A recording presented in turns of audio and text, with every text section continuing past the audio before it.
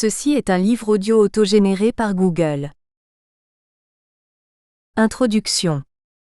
Mener une autopsie des relations internationales africaines à l'aune du droit INTERNATIONAL, c'est jauger les pratiques diplomatiques africaines avec des lunettes de droit international, et chemin faisant analyser des idées et des pratiques à l'origine des relations internationales africaines, les échecs autant que les succès. Les relations internationales africaines sont au départ fondées à la fois sur la résistance et la protection des États africains contre les agressions extérieures ou les subversions internes.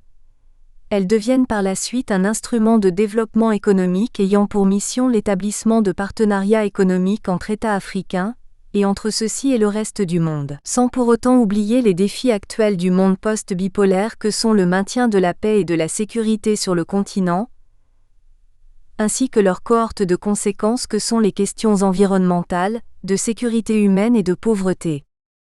Tout en n'ignorant pas les principales théories classiques des relations internationales que sont le réalisme, le libéralisme, le marxisme et le constructivisme, les relations internationales africaines privilégient la solidarité pour construire la paix sur le continent et le développement économique et social des peuples d'Afrique. Elles se présentent ainsi comme des relations de coopération et de partenariat entre les États africains, et s'inscrit ainsi dans la tradition de l'unité africaine. Cette unité tire sa source de l'idée du panafricanisme, qui permet de comprendre l'organisation de l'unité africaine d'hier, et l'Union africaine d'aujourd'hui ainsi que ses satellites constitués d'organisations d'intégration régionale. Ce panafricanisme peut être entendu comme une idéologie qui vise l'unité des peuples et des États africains. En effet, cette analyse privilégie l'étude des rapports et des flux transfrontaliers, matériels ou immatériels s'établissant sur le continent africain et entre les différents acteurs, savoir les États africains ou non, les organisations internationales africaines ou non, les organisations non gouvernementales et les sociétés multinationales, ainsi que les groupes plus ou moins organisés qui rivalisent avec les États sur le continent et influencent autant que faire se peut la conduite des affaires par ces derniers. Ainsi, 3 axes majeurs nous conduisent dans cette étude, savoir l'étude de l'environnement international dans lequel a été créée et évolue l'Afrique comme acteur des relations internationales, dont l'examen nous conduit au 2e axe qui concerne les acteurs des relations internationales africaines et nous mettons un cap sur les actions et les pratiques de ces acteurs pour matérialiser ces idées d'unité et de solidarité par la coopération, idée chère aux pères de l'indépendance du continent. Chapitre 1. La scène internationale. La scène internationale est entendue comme l'environnement dans lequel se déroulent les relations entre les sujets et acteurs de l'ordre juridique international. Cet environnement produit les normes qui permettent la qualification de certains acteurs et de leurs actions, ces dernières permettant la mise sur pied des théories et des paradigmes facilitant la compréhension du fonctionnement des entités ainsi créées, et des flux soutenus par des jeux complexes d'alliances qui se font et se défont au gré des intérêts des uns et des autres. I1. Quelques notions générales du droit international public et des relations internationales. I1.1. Quelques notions du droit international public.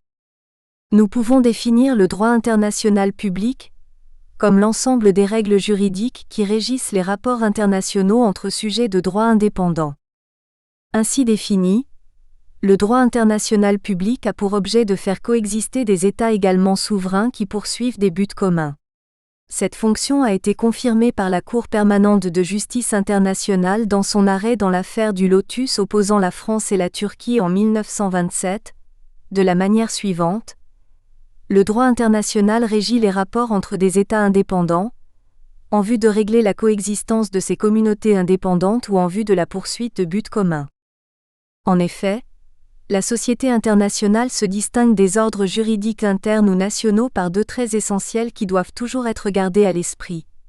Elle fonctionne sur un mode décentralisé et elle est anarchique. Dire que ce système est décentralisé signifie qu'il n'existe pas d'autorité au-dessus des sujets de l'ordre juridique international qui seraient en charge de produire les normes qui s'imposeraient au sujet, et d'en assurer le respect, en disposant notamment des moyens de sanctionner ceux qui ne respecteraient pas les normes fixées. La fonction de création du droit n'appartient à aucun super-pouvoir, qui se placerait au-dessus des États et qui s'imposerait à eux, pas plus qu'il n'existe de juge international qui agirait au nom de ce super-pouvoir. Lorsqu'il arrive, ce qui est de plus en plus fréquent, au juge international d'intervenir pour constater une violation du droit international par un État et en ordonner la réparation, cette intervention est toujours le fruit de la volonté et du consentement des États. L'anarchie du système international, au sens premier, découle de la caractéristique précédente: il n'existe pas, en droit international, de pouvoir au-dessus de l'État. La logique hiérarchique et de subordination qui prévaut en droit interne n'est pas concevable en droit international, au nom, faut-il le rappeler, du principe de l'égalité souveraine des États. Ainsi, il apparaît que le droit international public a finalement trois grandes caractéristiques. A un droit sans véritable législateur.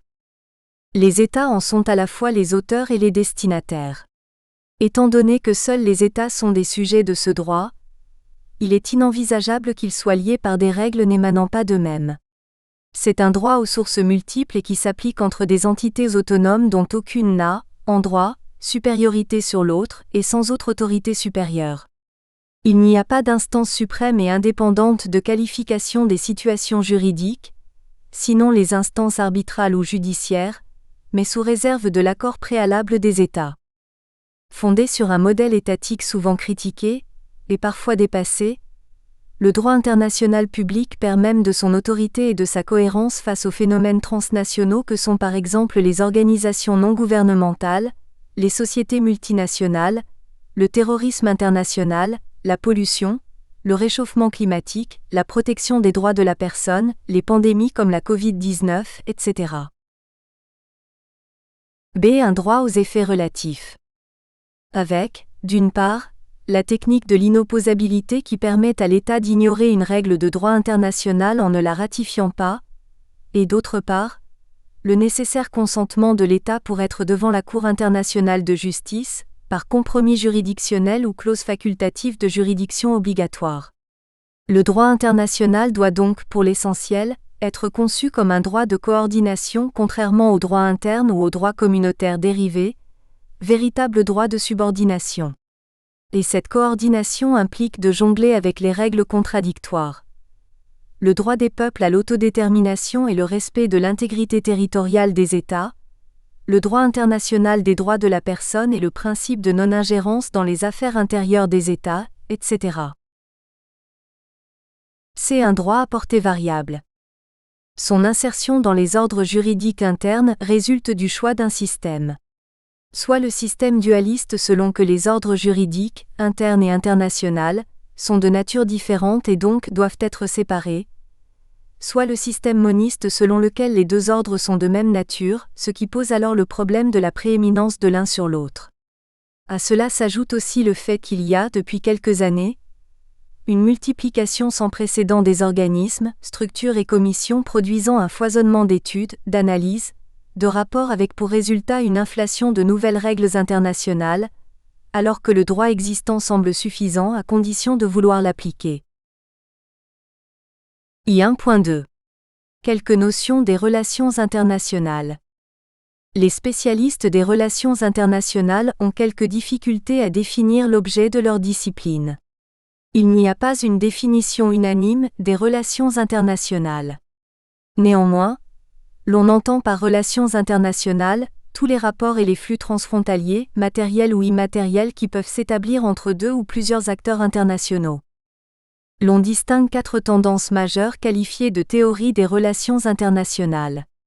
Il s'agit de la théorie réaliste, de la théorie libérale, de la théorie marxiste et de la théorie constructiviste, la plus visible d'un ensemble qualifié de renouveau théorique. A. La théorie réaliste. En dépit des critiques dont elle a fait l'objet, la théorie réaliste reste l'axe explicatif majeur des relations internationales, comme l'atteste l'après 11 septembre 2001. Les réalistes posent le postulat selon lequel le monde doit être abordé tel qu'il est et non tel qu'il devrait être. Le risque permanent de conflit entre les États en quête de puissance ou tout simplement de l'équilibre des puissances, constitue l'hypothèse centrale du réalisme, même s'il est fondé de souligner qu'il existe plusieurs courants au sein du réalisme. De Thucydide, 471 à 400 avant Jésus-Christ, et Machiavel, 1469 à 1527, à Hans Morgenthau, 1904 à 1980, Raymond Aron, 1905 à 1983, Kenneth Waltz, 1924 et Henry Kissinger, 1923, en passant par Thomas Hobbes, 1588 à 1679, et Clausewitz, 1780 à 1831. Trois variables structurent le réalisme: l'intérêt national, l'équilibre et la puissance, le système international et la polarité. 1. Intérêt national. Le concept d'intérêt national est l'indicateur primordial par lequel le réalisme se ferait un chemin dans le domaine de la politique internationale. Ce concept d'intérêt national est défini en termes de puissance et fournit le lien entre la raison cherchant à comprendre la politique internationale et les faits qui doivent être compris. Envisagés sous cet angle, l'intérêt national et la puissance sont des notions floues. En effet, l'intérêt national reste un concept étonnamment vague et sa définition est variable et conjoncturelle.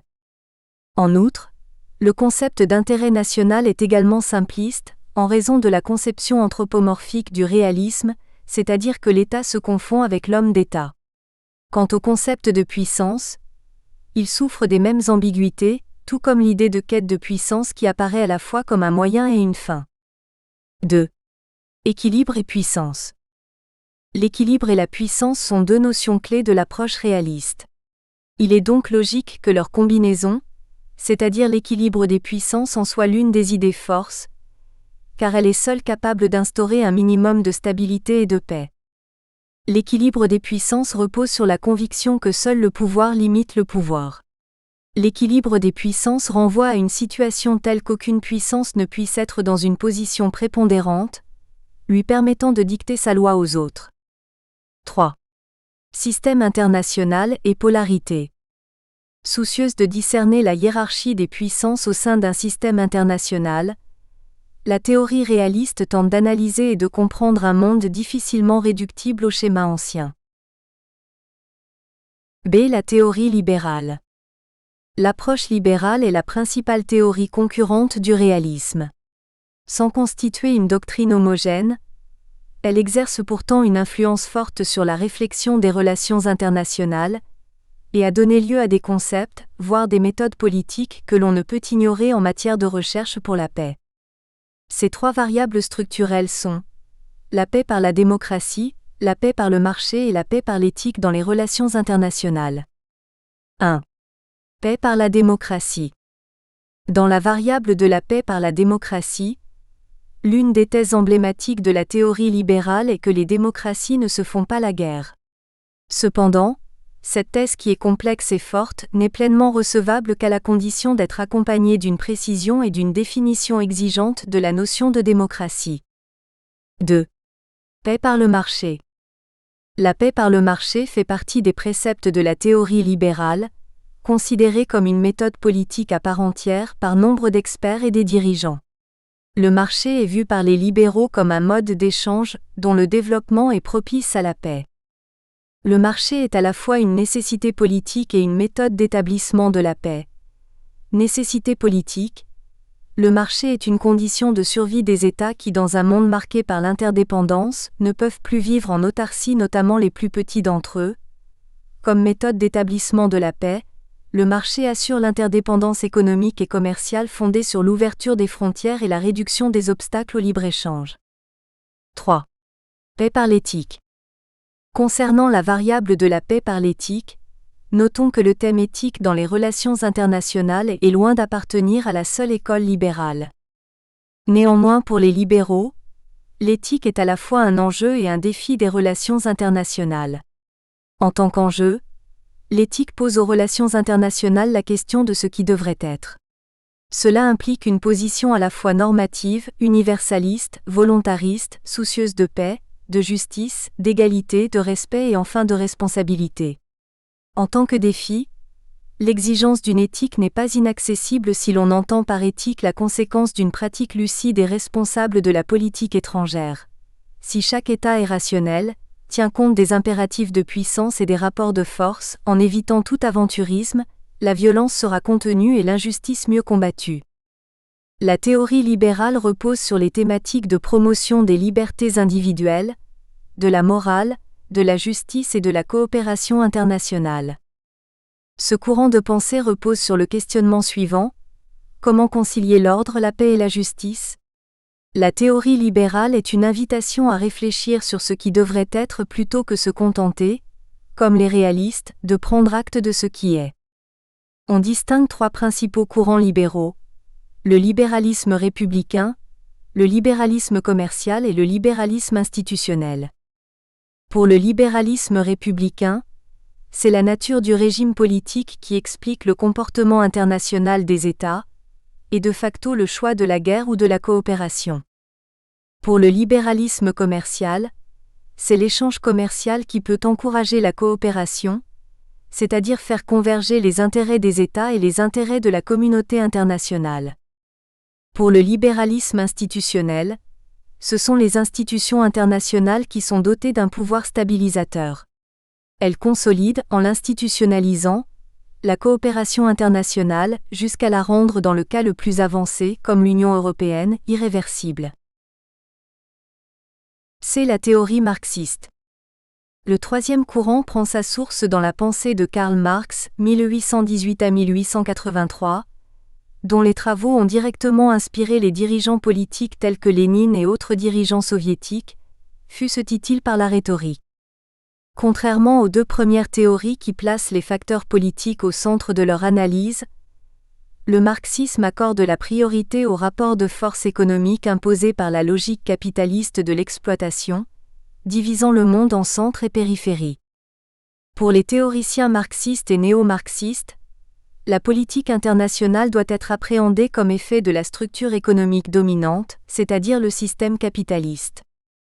La rupture avec les deux autres théories est profonde, puisque les unités d'analyse pertinentes ne sont plus ni les États-nations ni la société-individu, mais les classes sociales, avec leurs propositions au sein d'un schéma où le centre domine la périphérie. Il en découle que les phénomènes internationaux auxquels les marxistes consacrent leurs recherches sont les rapports de domination sous toutes ses formes: hégémonie, impérialisme, colonialisme et dépendance.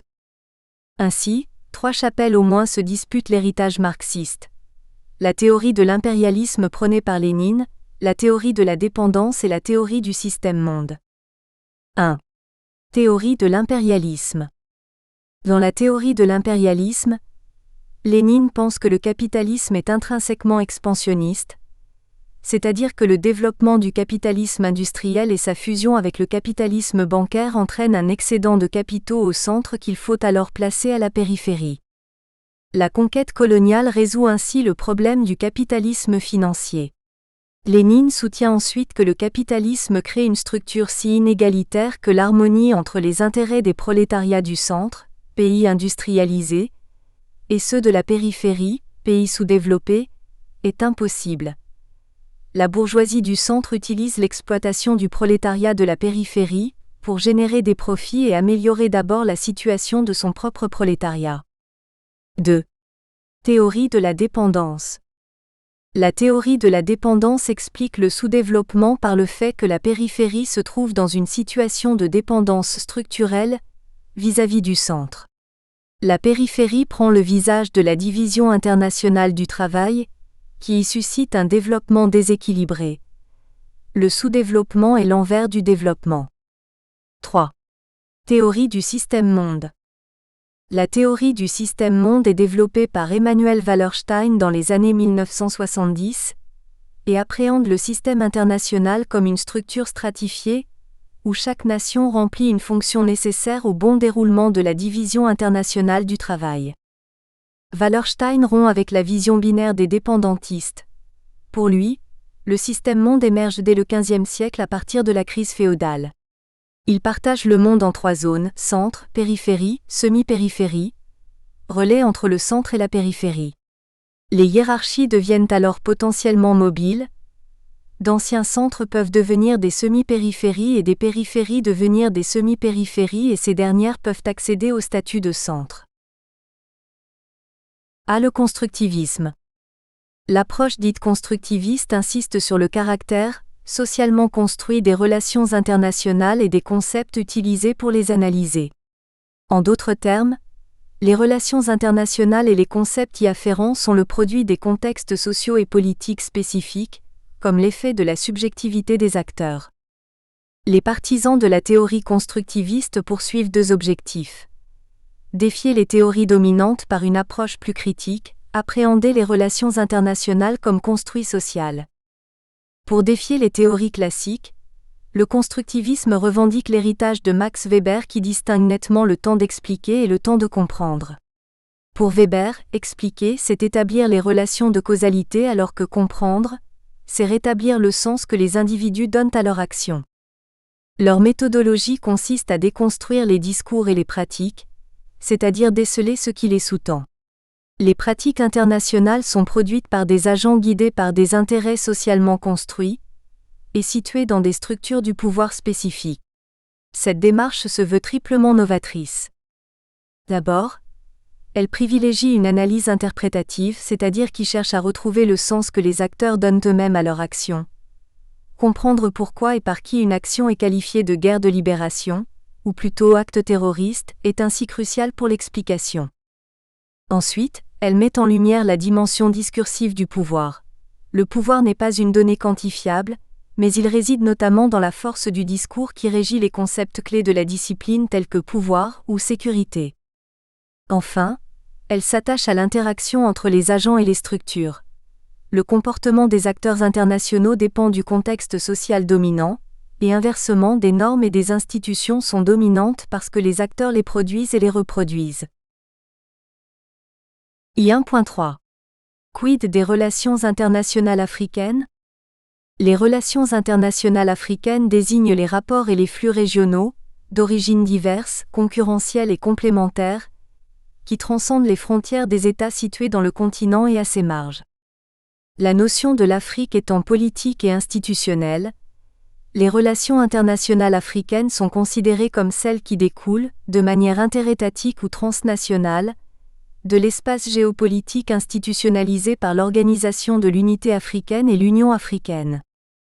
L'Afrique, il est vrai, n'est pas absente des relations internationales car elle a été intégrée au système international européen au milieu du XXe siècle par la colonisation qui a donné naissance à l'État et à la souveraineté, deux caractères primordiaux qui l'ont propulsée dans les interactions internationales.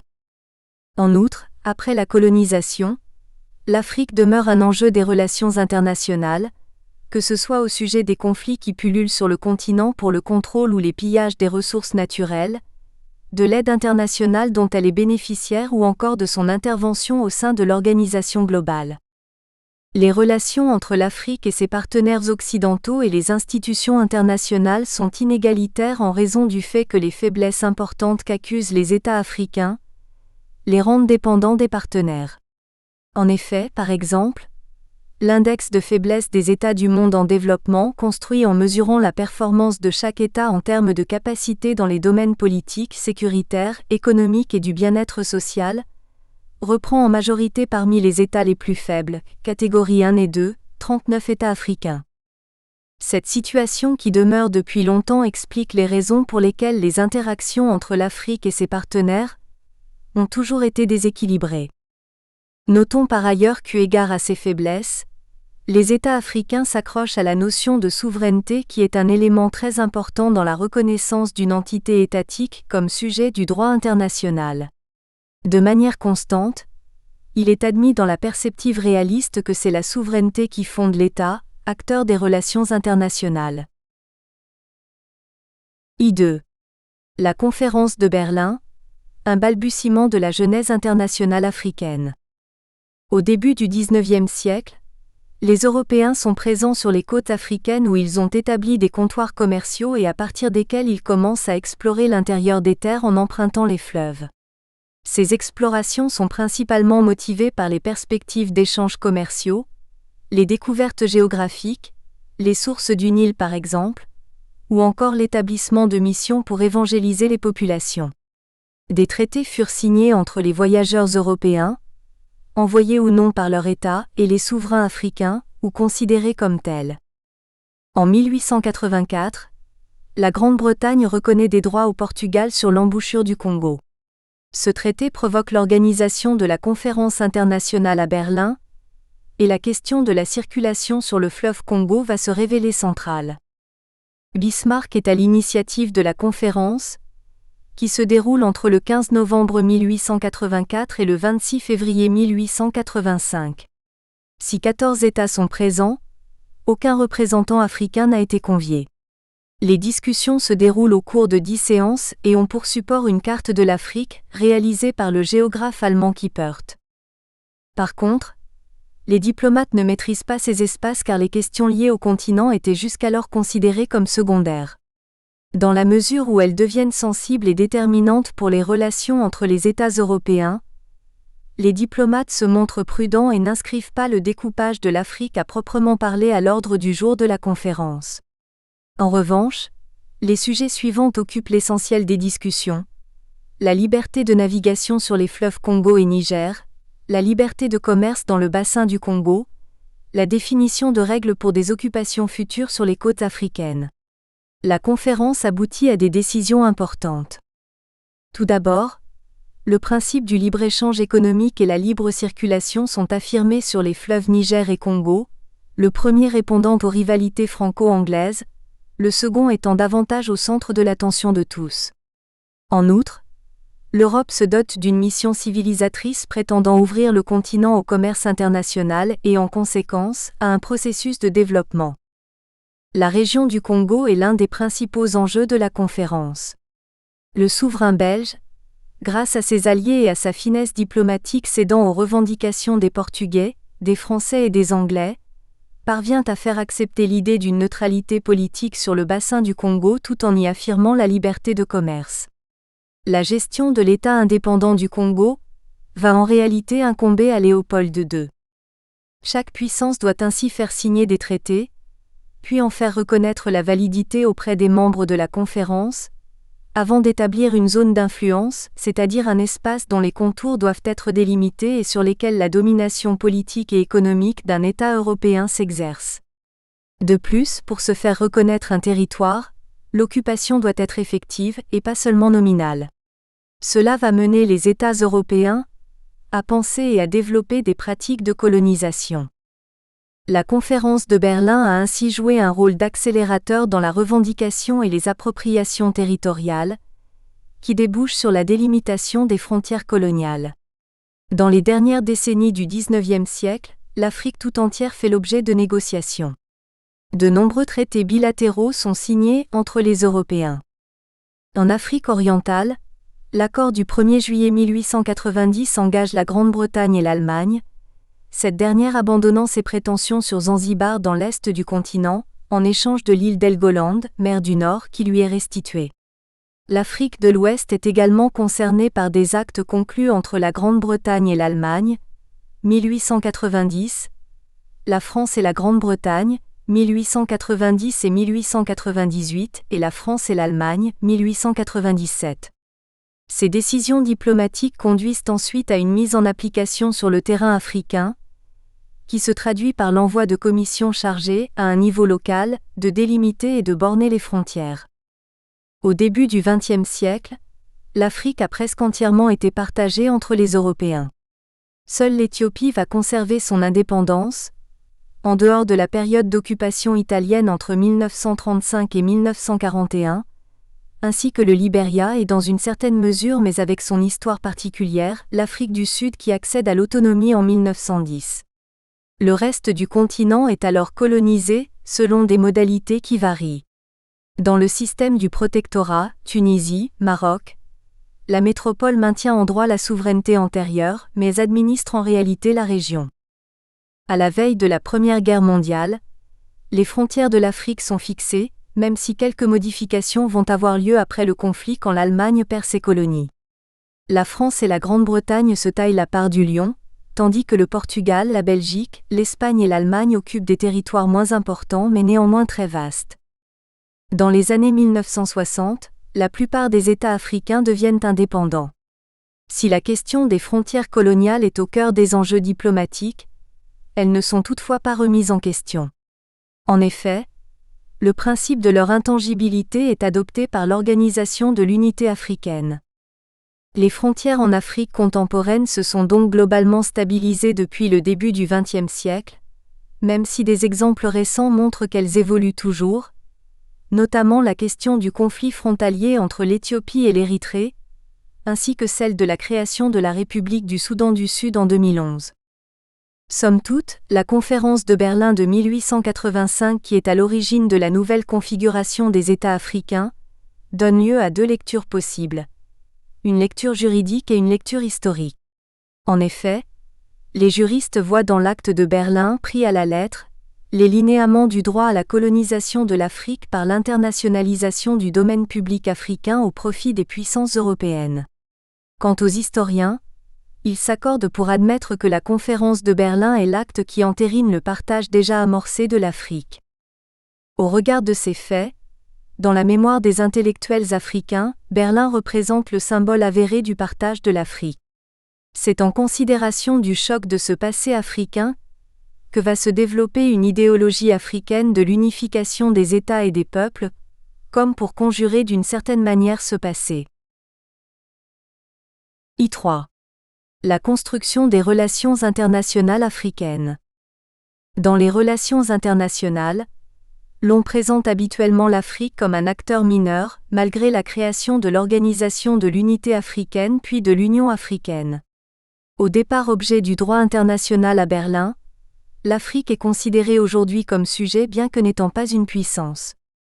Les relations internationales africaines s'instaurent à partir des indépendances et de l'avènement des États postcoloniaux. Le temps postcolonial comme cadre d'analyse des relations internationales africaines permet de dégager l'universalisme de l'État comme paradigme politique établi et relativisé. L'existence des relations internationales africaines peut être lue à travers les catégories des sociétés et des sujets, ou encore d'échanges. Les relations internationales africaines produisent une société internationale africaine, en même temps que celle-ci les détermine en retour.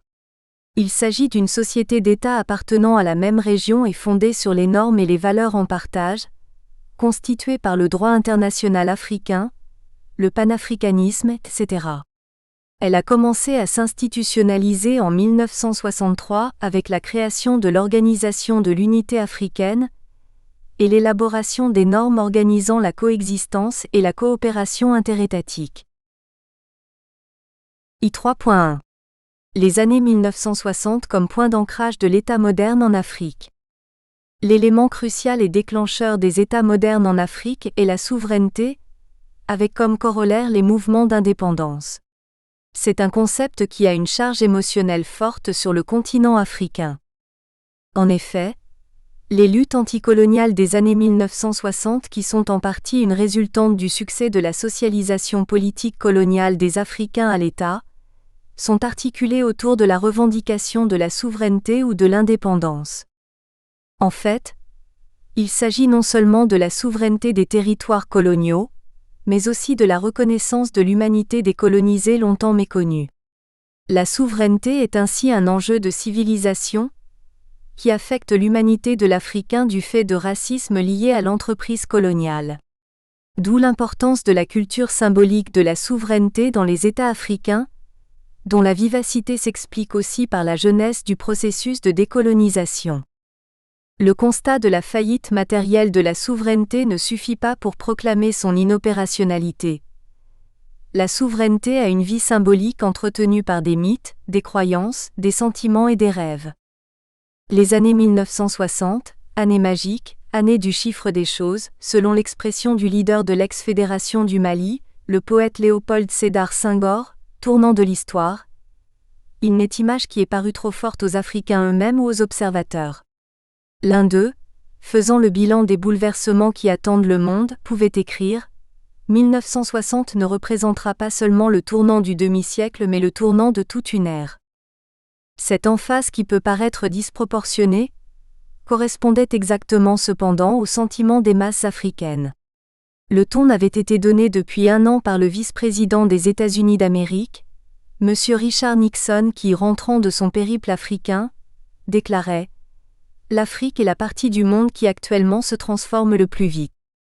Son évolution pourrait bien constituer le facteur décisif dans le conflit entre les forces de la liberté et le communisme international. Dès le 1er janvier, le Cameroun fut indépendant puis, dans les mois suivants, le Togo, le Nigeria britannique et la Somalie italienne.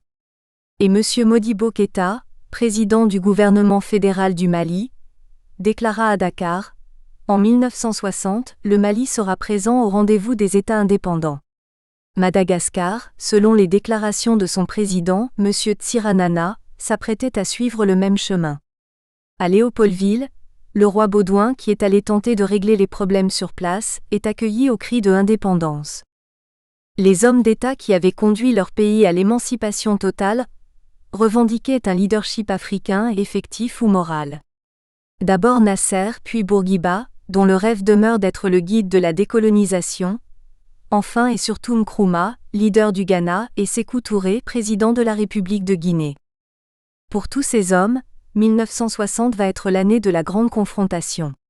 Derrière les rivalités d'hommes d'État, l'Afrique cherche à la fois son équilibre géographique, économique et humain. On parle déjà des États-Unis d'Afrique. L'indispensable conquête de l'indépendance avait jusqu'à présent masqué les problèmes les plus profonds du continent. Avec les indépendances de 1960, les dirigeants ont compris qu'il fallait maintenant construire. Mais la question reposait sur la manière de s'y prendre dans un contexte bipolaire, si tant est qu'il faille opérer un choix entre le néo-capitalisme, le socialisme africain ou le marxisme. Et l'un ou l'autre choix était nécessairement dicté par la manière dont les nouveaux États indépendants vont se définir sur la scène internationale. La conférence de Bandung de 1955 qui a vu la participation de 6 États africains indépendants fut un coup de tonnerre, pour reprendre les propos de Senghor, en raison du fait qu'elle a permis l'émergence du mouvement des pays non alignés ou le tiers-monde refusant officiellement toute appartenance dans les deux blocs. Concrètement, ces États appelaient à la poursuite de la décolonisation en Afrique et la non-ingérence des grandes puissances dans le développement des États les plus pauvres. Par ailleurs, les jeunes États et leurs dirigeants furent amenés à devoir répondre aux immenses aspirations de peuples longtemps opprimés par la domination coloniale, tout en gérant l'héritage qui en découle, qu'il s'agisse des frontières ou des économies.